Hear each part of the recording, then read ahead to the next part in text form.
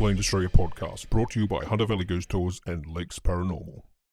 Good evening, ladies and gentlemen, and welcome again to another episode of Unexplained Australia podcast, this one being number 4. It's been a few weeks since we've done a podcast. I've been absolutely flat out. I haven't had much time to do anything, considering this doesn't make me any money. It sort of comes last on the list of things to do. With me across Skype tonight again, I have Nathan Johnson. How are you, Nathan? Yeah, good, mate. Good night. Good day, everyone. And our very special guest with us tonight is Greg Jefferys. Greg is from, originally from Queensland, Greg? Yeah, well, originally from Sydney, but 30 years in Queensland. Okay. And Greg comes from, his website is the Stradbroke Island Galleon.com. Greg is is a historian. He's got a degree with majors in history and archaeology from the University of Queensland. And what we're going to talk to Greg mainly about tonight is the legend of the Stradbroke Island Galleon. I can't speak properly. Doesn't that sound terrible? Stradbroke. So, Greg, for those of you that, for those of the people out there that have never really heard of the Stradbroke Island Galleon before, can you give us a quick rundown of that and your work that you've done with that?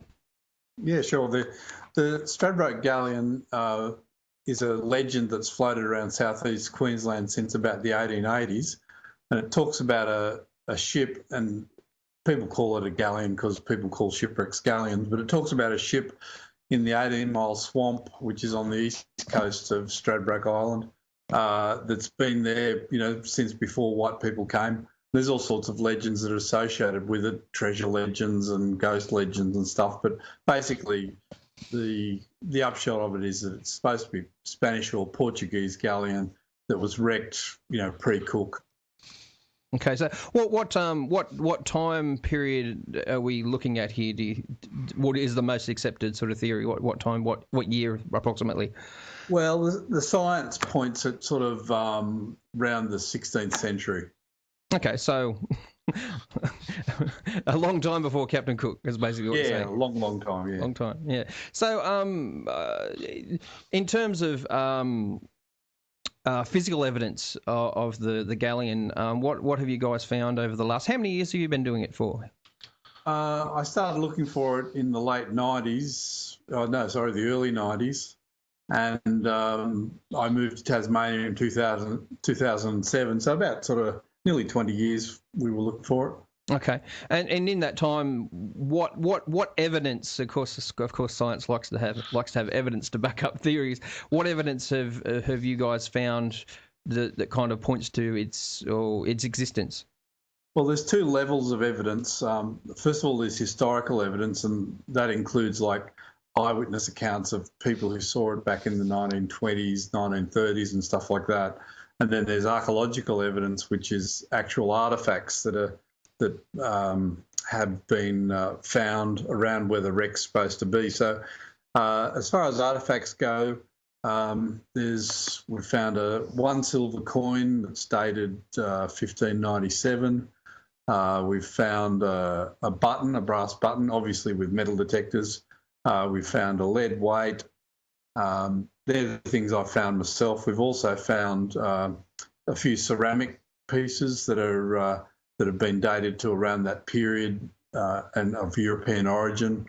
Then some other people I know found like a brass walking stick head, which is the handle on top of a walking stick made out of brass, and it's actually a head of a Portuguese guy with like a little beard and all that sort of stuff. So there's been a few artefacts found, a bell.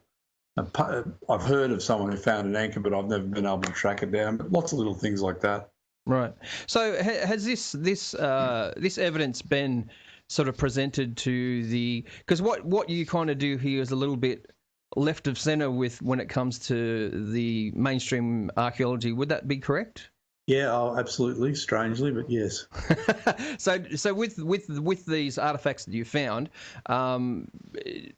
does this go to convincing the mainstream historians, archaeologists to believe that the Spanish and the Portuguese were sort of traversing up and down the coast East Coast in particular. Before Cook. There's two things. First of all, there's no argument that everyone agrees that the Portuguese were up, in Timor, in the 15th century. So that's not an argument, but everyone says that Captain Cook was the first one on the East Coast. So now the interesting thing with the artefacts, I mean, the highlight was finding this coin, because it has a date on it. Right. And it actually turns out that it's an Elizabethan coin from Elizabethan England. Right. Which is not unusual because, like, money in those days was valued on the basis of the amount of precious metal that was in it. So, if you had a silver coin from England or a silver coin from France, it was worth the same. So anyway, this coin had a date on it, 1597. And when we found it, I did the right thing and rang up the Queensland Museum and said, "Oh, look, I found this, English silver coin over on Stradbroke Island, dated 1597. And the guy said on the phone, he said, "Look, hang on, I'll just have to talk to someone." And he came back and he said, "Oh, look, we're not really interested in it." I said, "Oh, why is that?" He said, "Oh, we're only interested in Australian coins." And I said, "So you don't want to see it?" He said, "No, thanks anyway for calling." And so even under the circumstances that you found it and where you found it, just they weren't interested. They just weren't interested. And since then I've been in contact with the Maritime Museum up in Townsville. They're not interested. They're just not interested in looking at any of the artefacts, that have been found. Why is that, Greg?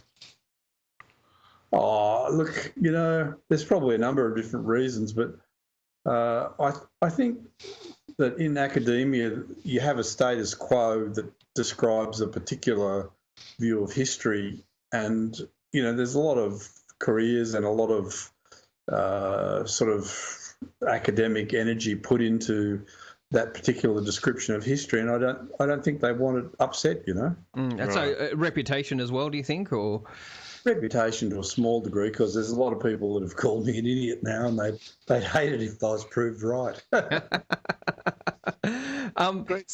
Sorry, Nathan, go. Yep. I was just going to say, I mean, if the ship, the Galleon, the Galleon itself has actually been seen, what sort of, did you say the 1920s, something like that? The last really good sightings and there was two, because it's in the swamp, you can really only access the swamp when there's a drought. It's a really nasty swamp. Right. And preferably if a bushfire's been through the swamp as well. So in 1934, there was a very bad drought and a bushfire went through the swamp, and two separate groups of people found the wreck in 1934. One was a group of scouts who had a map that one of the guys' grandfathers had drawn for them, who'd seen it back in the 1890s. Right. So they found it, and we tracked down one of those guys, and he actually had an antler-handled dirk, a sailor's knife, which he'd got off it, which we photographed. And now this guy is a doctor in agriculture, but he's got a PhD at the University of Queensland. And he described it very clearly as about a 30-metre long wreck in the swamp, pretty well burnt over, but big heavy timbers, and he swears that he got this antler-handled dirk off the wreck. Yeah, so sure. That's one. Then the other guy who found in 1934 was a guy called his name Jim someone, I can't remember his surname, but anyway, he found it with a group of other guys, and he was a sailor and did a bit of shipbuilding, and he actually described the wreck in quite good detail, and he pulled off a big sort of iron rivet off the remains of the timbers, and that's been sketched. And both these are very reputable, reliable people, and they've described it. So they're the most recent sightings that I've recorded. Right. You just wondered, don't you? I mean, in 1930s, well, I suppose it is a while ago, really, when you think of it, but you just sort of think, how does something like that get lost in a period of 70, 80 years? But obviously, I mean, what sort of lengths have you guys gone to find it? You've grid searched, you've done a lot of work trying to find it yourselves. What other sort of methods have you used? Look, the swamp's a hell of a place.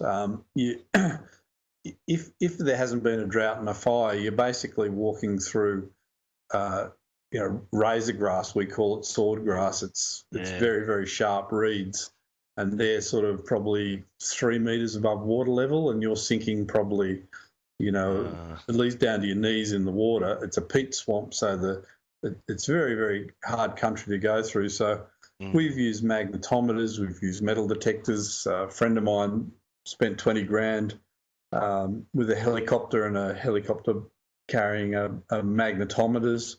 Right. And that's probably the way it'll end up getting found. But yeah, it's a big area, like the swamp's probably, on average about 2.5 kilometres wide, and it's 18 miles long. So yeah, it's a hard area to search. Sure. So what I find interesting also on your webpage there, Greg, is how you talk about how the Spanish or the Portuguese. What do you believe? Do you believe they're Spanish or Portuguese? What's your guess? It's pretty hard to say. See, the Spanish were sailing from Acapulco to Manila in these big Manila galleons, which are huge treasure ships. Yep. And quite a few of those got lost because they were doing that for like nearly 400 years. But the Portuguese were based, in Timor, and were doing a lot of trading around that area. So, I mean, I personally am going for the Portuguese, but, it's one or the other, I would say. Yeah, so I guess I'm getting now to the Aboriginal sort of counts or any law that's come down through them, and I find interesting what you said on there about they were absorbed into the local Aboriginal population. What have the Aboriginals told you about the existence of this ship? Well, I've had a couple of meetings. One really interesting one with an Aboriginal elder from Stradbroke, and he said, "Yeah, look, we've known about it. We've always known about it." I had another talk with a lady who rang me up when I got a bit of press coverage some years back, and she said her family actually had always had the oral tradition that they were descended from those shipwreck people. She said it was just they were always considered slightly separate from the rest of the Stradbroke Aboriginal people because of that sort of mixed blood side of things. Interesting. So what I really find interesting too is now I might not be pronouncing this correctly. Is it dolphin maps? The Dieppe maps? Dolphin's right. Yeah. Dolphin's right. So it's like dolphin, but dolphin. Yeah. So is there any kind of I don't know conspiracy with the existence of these maps that Cook used them, or I know back then obviously you had your major powers always constantly sort of trying to get ahead of each other. Is there any conspiracy there with that, do you think, or? Yeah, well, we're still very Anglo-Saxon sort of British-based culture, and there is a funny little thing that goes on with that. But if you talk to any Spaniard, any educated Spaniard about Captain Cook, they just shake their head, shrug their shoulders, and say, "Yeah, he stole our maps, and he used our maps to get there." I mean, one of the most interesting things is if you look at Cook's first map when he first mapped the east coast of Australia, there's a little island off Byron Bay which is now called Julian Rocks, and on Cook's maps he has them written down as Juan and Juanita Rocks. So, draw your own conclusions from that. Why would you call them Juan and Juanita? Yeah. This always happens to me. That's gone. Who's got another question? Nathan, you got another question? Well, yeah, I just wanted to go back to, with the description of the ship that people have given, like there were caravels, was it the Spanish that used the caravels, or did the Portuguese use them too? Is that going to be a way that you can sort of discern whether it was Spanish or Portuguese? Well, look, the reality is that everyone used caravels and carracks. It's like cars. It's like a Commodore or something. Right. Yeah. Well, yeah. The caravel was a really nice design for sailing in quite close to the shore, because it didn't have a really deep keel. Gotcha. No, you can't really tell from that. The English use caravels. Yeah. Okay. Yeah. No, the only way we're going to be ever 100% sure is if we actually find the wreck and are able to look at what's remains inside it. Not if, when. That's right. Well, I hope when. So I think I remember we did a bit of an email interview there, well, going years back now. So in terms of undiscovered pre-cook vessels that might still be out there buried under sand dunes or in swamps, at a guess, well, how many do you think there'd be? Well, there's... Or that you know of, or rumoured to be. Yeah, there's probably at least half a dozen on the east coast. I mean, the most famous one is, apart from the Stradbroke Galleon, is the mahogany wreck, the mahogany ship down in Warrnambool in Victoria. Yes, that's a sand-buried wreck. And then there's another one off Fingal Head in northern New South Wales. There's an island called Cook Island, and there's almost certainly a pre-cook wreck there. And then there's another creek up in the Hinchinbrook called Caravel Creek, where there's supposed to be a wreck there. And then there's another wreck which is on Curtis Island off Gladstone, which is again a sand buried wreck. So there's, just off the top of my head, I can pull half a dozen out. Okay. So what makes this Stradbroke Island one that, I mean, you in particular would be interested in, rather than sort of searching for these other ones? You sort of dead set on this one. What piqued your interest? Well, I lived right near Stradbroke Island, so it was that might have something to do with it. Yeah, no, it was a very convenient location to go to. I mean, the other one I think that's really interesting is the one on Curtis Island off Gladstone, because people have actually got photos of that. Like, someone emailed me a photo that he'd been given by an old guy who saw it about 30, 40 years ago. And we know exactly where that is. And yet, the Queensland government isn't interested in having a look for it at all, but it's just there. It'd probably take a team of a couple of guys, say half a dozen people a day to find it and another day to dig it out. And it's up in the sand dunes. It's not even in the water, Right. But these things just get ignored. I got no idea why. Because I do a lot of historical research, because I do my own ghost tours and things, and Nathan is my offsider with that as well. But one of the things that I find really fascinating is how historical inaccuracy becomes. Well, one example here, there's a historic town here called Morpeth in New South Wales, and not far from where I live. And anyway, the ongoing belief is that William Arnott of the Arnott's Biscuits fame actually started in Morpeth, but the facts actually are that he started in Maitland and then went to Newcastle, and then it became a big company. But still to this day, the legend still holds, or even a lot of the historians still believe that the Arnott's Biscuit started in this town. I don't understand why is it when new evidence comes to light, do we ignore that to me seems awfully unscientific.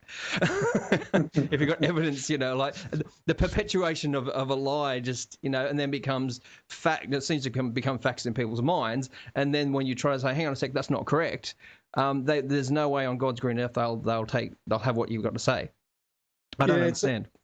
It's a really interesting thing, Murray, and I've got to say it's a question that I find fascinating, because I've just finished my master's degree in history down here, and my thesis was on a sort of a local legend, a hero, industrial hero down here, and I basically disproved every bit of his legend that existed, that it was all just a fabrication. But that fabrication had lasted for 200 years, and no one had questioned it, even though there were terribly obvious glaring indiscrepancies. And what you say is very interesting. Once something gets accepted as being the status quo, whether it's where Arnott started or who discovered the east coast of Australia or whatever, it's really, really hard to change that. It's as you say, it's unscientific and unprofessional, but people tend to hang on to the status quo desperately. And I guess this brings me to my next question, which you may roll your eyes at.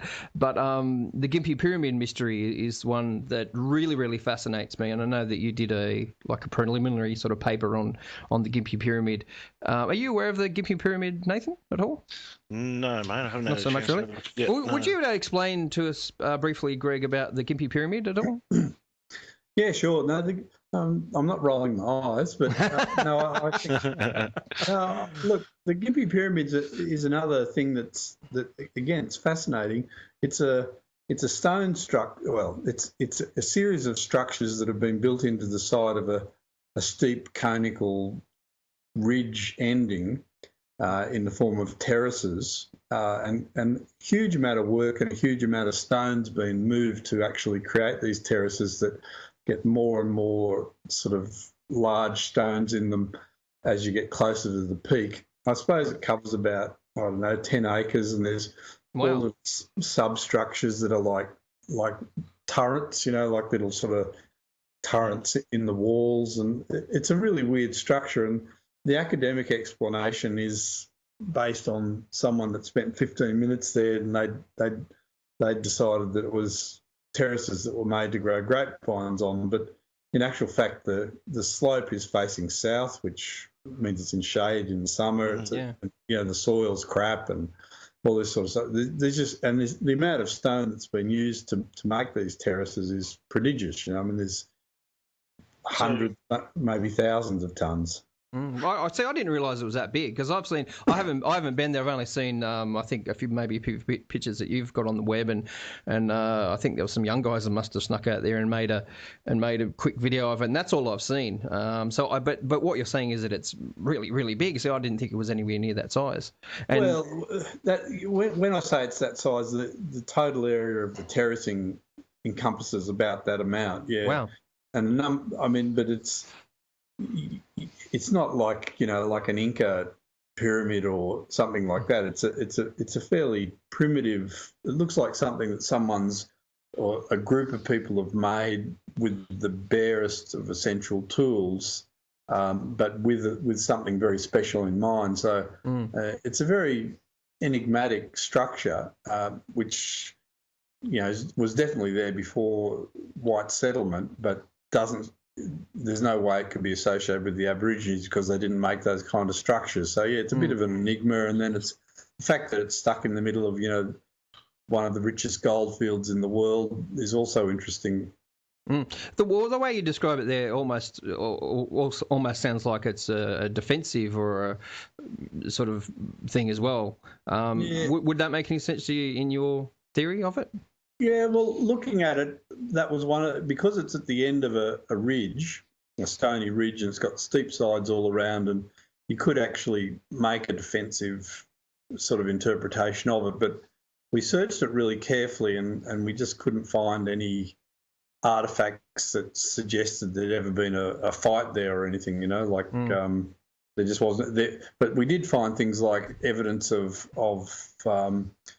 the smelting of iron ore. So there's a vein of iron ore, very rich iron ore, not a big vein, but a substantial one. And we found absolutely irrefutable proof that iron ore had been mined and smelted, So there was a lot of unusual things happening there, and it's very unexplained. And so again, where ignorance is bliss, by the sounds of it, as well. Yeah, well, again, the one of the newspapers rang me up and did an interview with me, and then they rang up a guy called Prangnell, who's a doctor or professor at the University of Queensland, and his reply to the journalist, he was asking quite sensible questions, was he wouldn't gratify such a ridiculous notion with a reply, It was just he wouldn't even think it, wouldn't discuss it, he just said it's impossible that anything like that exists, and that was it. All right, the obvious question I'm thinking is, if not white settlement, if not the Aborigines, then who built it? Well, that's the big question, isn't it? So no theories at all exist at this point, or? Oh, look, I never found. I did quite a extensive sort of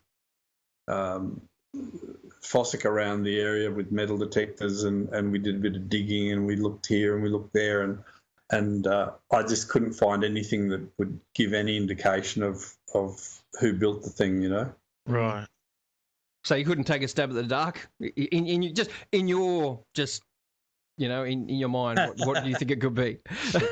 No, look, put the man on the spot, Nose. Yeah. Well, just in your I don't know, educated experience, what do you think? Who could have made it? No, look, could it be Polynesian or?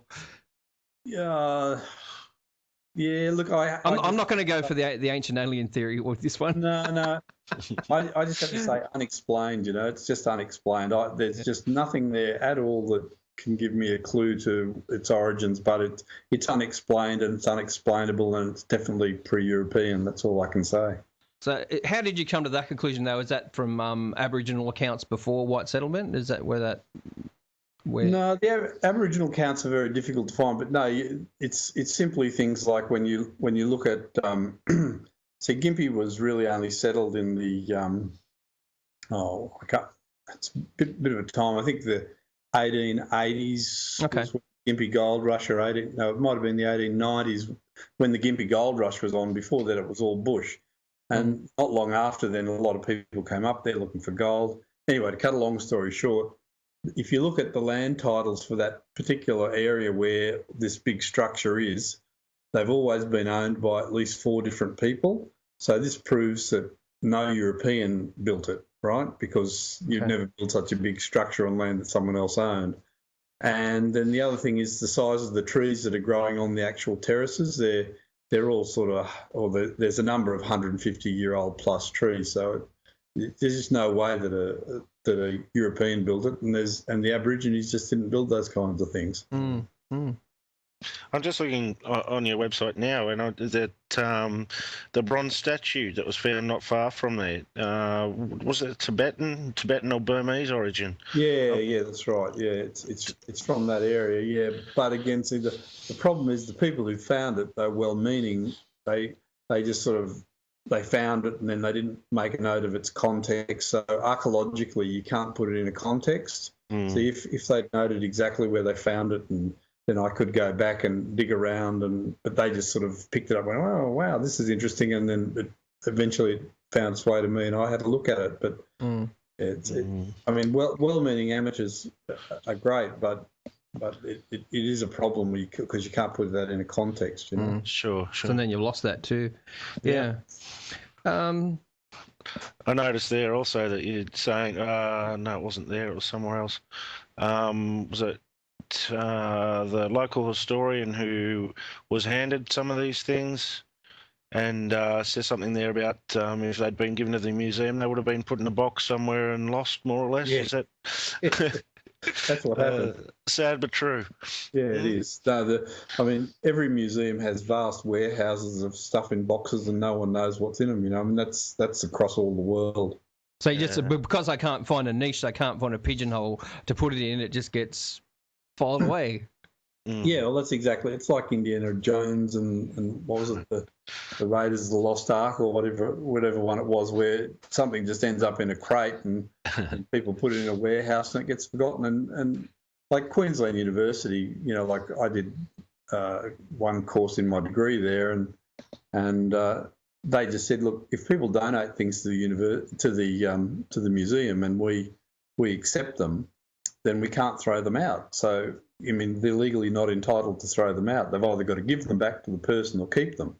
And so they just have this huge warehouse full of stuff that's in boxes, and it's just absolutely stuffed full. No one knows what's in there anymore, Have you? I mean, I've done a few. I've been down there a few times. Have you ever had a look at the Egyptian hieroglyphs in the Brisbane Water National Park down near Gosford? Have you ever seen those, Greg?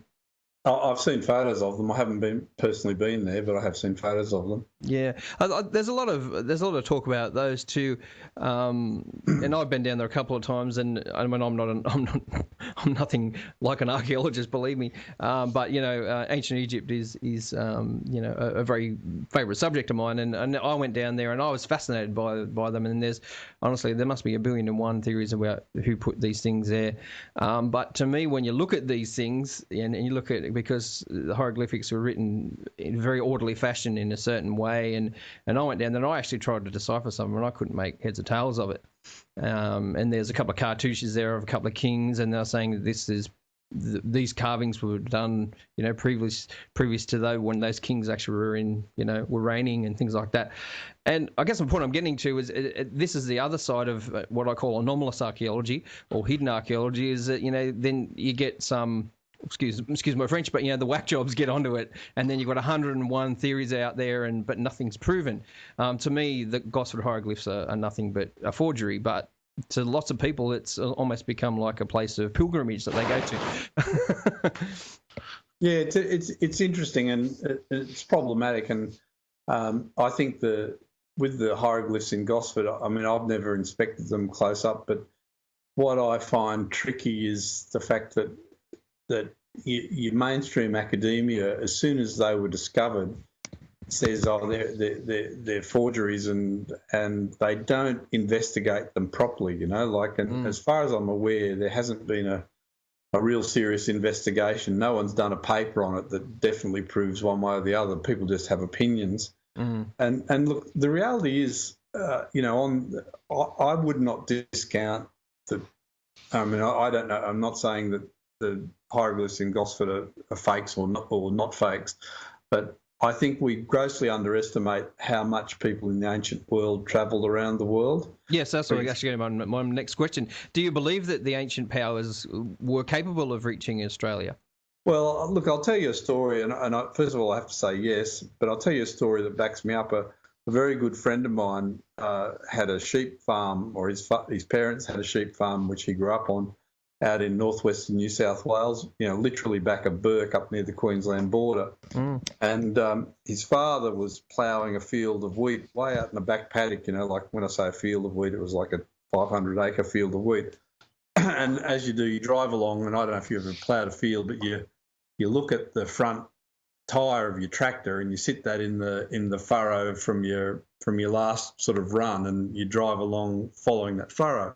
So this guy's driving along in his tractor and he sees this bit of a glint in the soil, so he stops, gets down, scratches around, and he found a gold Roman coin and a copper Roman coin. And again, same story, he rang up the university in Sydney and said, look, I found this, blah, blah, blah. And the guy said, I'll send it down. He never saw it again.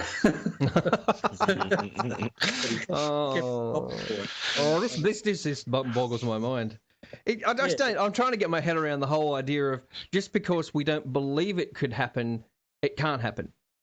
Yeah, exactly. I'm having trouble getting my head around that because I don't know. I like to be an open-minded thinker. So I don't know. Okay, but it also just sounds like it's just too much trouble. You know what I mean? Like to go and rewrite the history books, to poo-poo the people who put their names out there saying, "Oh, Cook was the first, definitely the first." You know what I mean? And then it's just too much trouble to even think about. I mean, isn't that a bit? Yeah, I think it also comes down to, and Nathan and I find this a lot in the paranormal investigation field, when people, I guess it's where it becomes the difference between belief and science, and when people, fact or belief, like when people believe something to be something, they get very, very offended when you suggest that it may be something else. I agree 100%. But the thing is, what's problematic with that is when scientists defend their beliefs, even when the evidence points against them, and scientists are as guilty as having belief structures and defending them as anyone else, and that's where all these problems come up, Yeah, I was talking to Bill Chalker, who's the fairly well-known Australian UFO author, a couple of weeks ago, and he was sort of saying that the majority, and he's a biochemist from memory, and he was saying that most scientists won't touch the UFO alien thing at all. He said, but then there's this kind of subculture of them out there that as long as you don't mention their name, do believe in it, and we'll actually do a few scientific tests on things, and that's sort of how one of his books came about. So are you considered a bad boy of Australian archaeology? I'd like to think that I'd annoyed enough people to get tagged. I don't know if I have. Oh dear. So I think. Correct me if I'm wrong, because my mind's a bit mush tonight. But did you? I think in the last email I got from you're investigating crop circles now. Is that correct? Yeah. That's my new passion, seeing as I haven't got a shipwreck handy. So okay, really quickly, Australian history of crop circles. I didn't think there was much. Is there much out there? Oh yeah, absolutely. I mean, Australia. You'd remember the Tully saucer nests, crop circles. Yes. Okay, so that's 1966. So that was like 20 years before they started going off in Britain. So Australia is actually a forerunner of win the crop circle thing. Okay. Really? I didn't know that. No, Yeah. Yeah, So- Australia had. I mean, they weren't calling them crop circles then. They didn't get called crop circles till the 1980s. They called them saucer nests back then. But yeah, Australia had the first well-documented crop circle ever. Oh wow, I did not know that. There you go. Yeah. So for the lay people, crop circle, what is it? Yeah. What are your ideas on it? What do you think they are? Well, it's another unexplained thing. What I can say is that it's a formation that is caused by flattening of the crops, and it seems like there's electromagnetic energy involved, and there's a lot of fake ones as well. Is there any measurable EMF, or is there anything? I mean, I've seen a lot of shows, and they do a test of the soil, and they do a test of the crops and things like that. Is there anything that's that's parallel around the world in terms of stuff that exists apart from EMF in a crop circle or a legitimate crop circle formation? It comes back to the theme that we've been talking about the whole night, is that science won't investigate them. As far as I know, there's only one qualified, proper scientist who's done any sort of serious work on them. He's dead now. I don't think the CIA killed him, but anyway. But he did some good work. He was a plant physiologist. And he proved the existence of an electromagnetic radiation, microwave radiation burst in crop circles on a cellular level. Okay. But apart from his work, there hasn't been one single other bit of scientific examination. So to answer your question, there's no features that I can quote to because no one's done the work, And is that worldwide as well? That's worldwide. No one, any scientists, it's like UFOs. They just, they're interested, but they don't want to be associated with it because it might affect their reputation, Yeah, scary. Weird stuff. I anyway.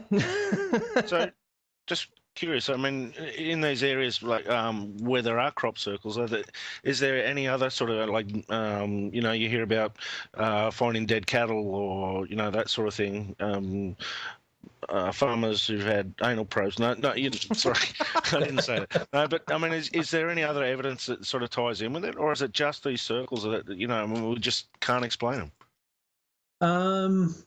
Look, you've got some interesting things that tie in. You do tend, there is a sort of an association with lights and balls of light and stuff like that.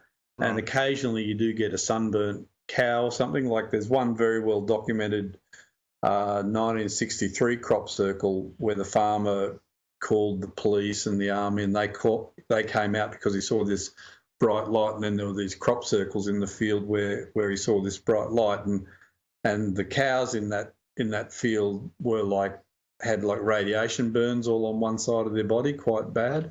So there's things like that do happen.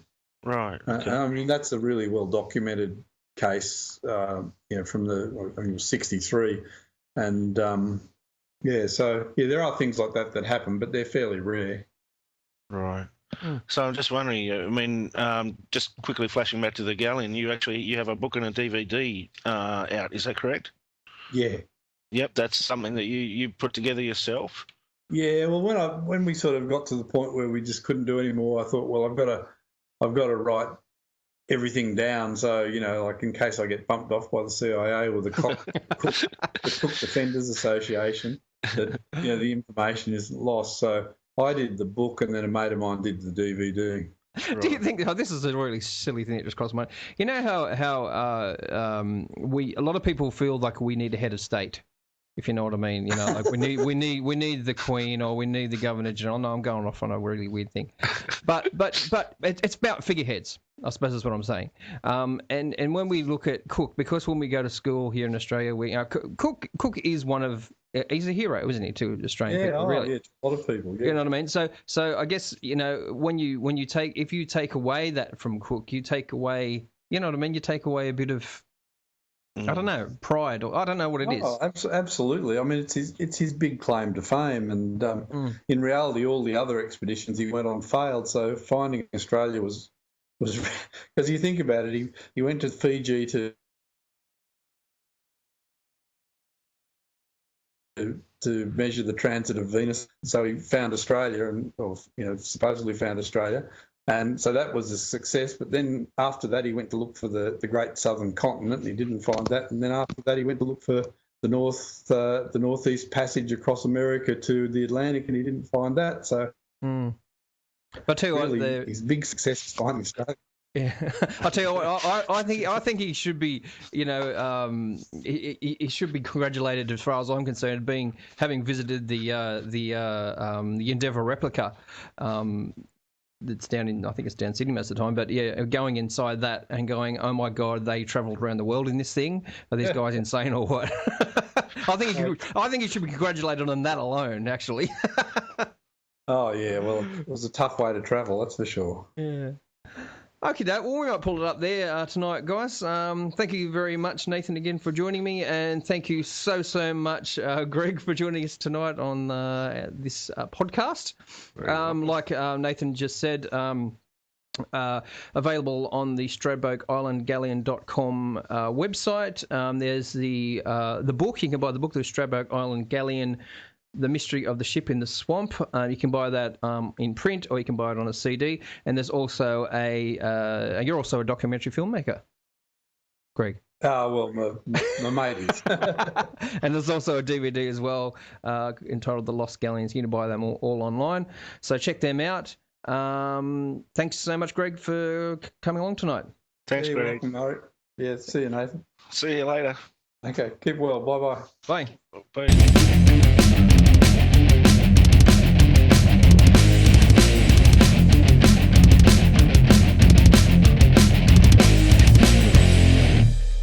Unexplained Australia podcast brought to you by Hunter Valley Ghost Tours and Lakes Paranormal.